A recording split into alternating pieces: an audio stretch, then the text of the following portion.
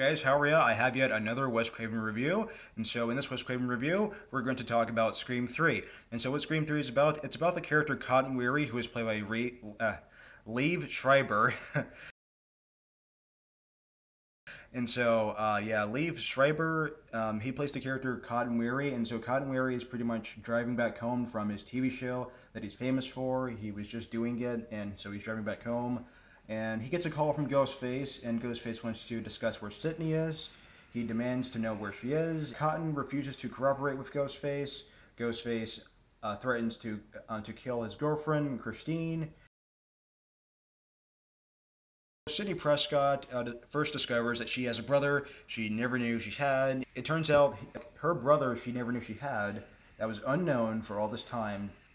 It turns out like he was the one that was responsible for the Woodsboro murders that happened. It was because of him, and that was why Billy Loomis and Stu went and killed everyone, like in Woodsboro. And it was all because of him. Like he set this all up like a movie, you know, like a movie in reality. Pretty cool and clever. I like that about this movie. The problem is though, it's not a very good film, and here's why. The acting is terrible. It's bad.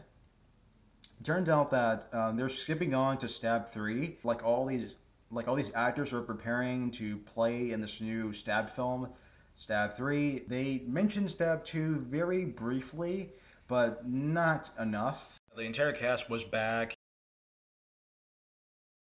Like Neve Campbell, Courteney, David Arquette, they're all back playing the same characters they did in the first two films. And Wes Craven, of course, came back to direct the third installment. You know, Wes thought, well, the first one was a box office success, the second film was, and why not do a third? Why not do a trilogy? And it worked. I was hooked onto the story. It was interesting, and I was hooked onto the characters, but had bad acting, you know, just terrible acting actually. But you know, it had good practical effects, like in all of the Wes Craven films. Most of the time have, for the most part. You know, they mostly have practical effects for the most part in all Wes Craven films, really.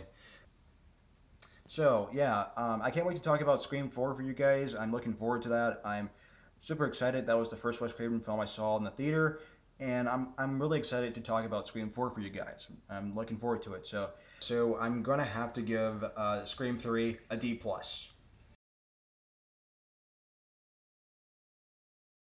Thank you very much for supporting my channel. Take it easy, guys, and take care, everyone.